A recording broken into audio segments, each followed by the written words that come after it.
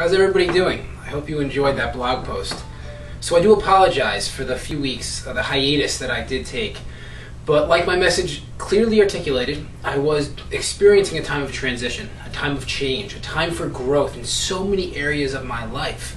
Not only did I start a new career opportunity that's going to lead to personal growth in many different dimensions, but I got a new dog here. Come here. Come here, Jesse. Come here. Come here. Just say hi to everybody. Come here. Got a new dog, which is Jesse.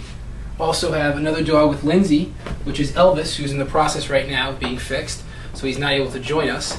We have a beautiful new home, so you can see this is one of the scenes in our new home. And over the next few months, I'll show you different areas. You can kind of really just open my doors to you, allow you inside my home, so you can see what goes on in my world.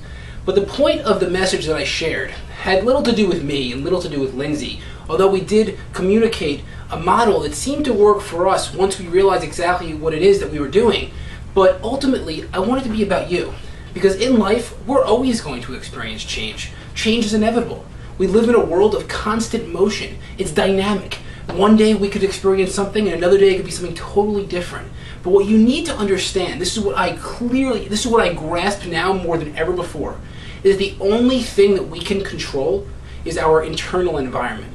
The external environment is going to have opportunities take place. It's going to have challenges. It's going to have barriers that present themselves. But ultimately, when you control the space between your ears, and in essence you tangibilize your thoughts, and I know that's not a word, but you make your thoughts something tangible, then in turn you're in direct control. So Lindsay and I, we did experience challenges.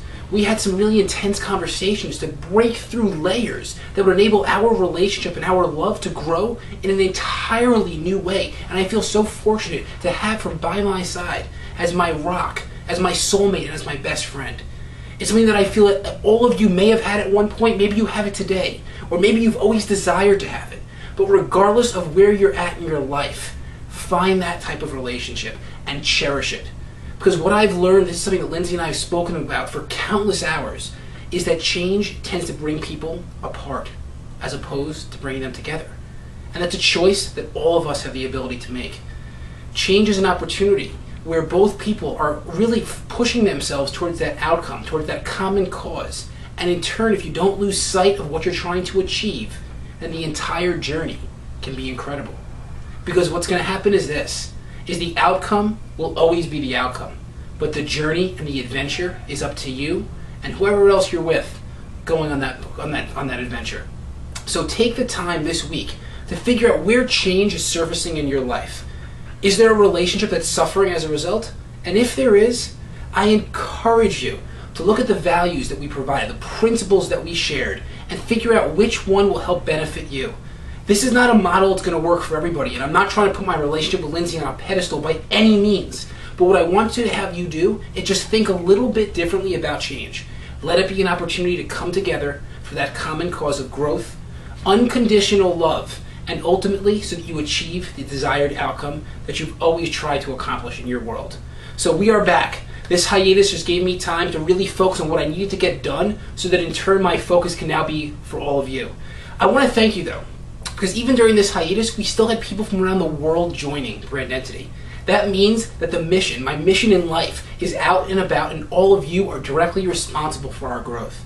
So thank you so much, and continue to do what you're doing, because my vision is to truly touch millions and eventually billions of people from around the world as they begin to reclaim their most precious asset, which is themselves, their identity, and they become part of the identity revolution.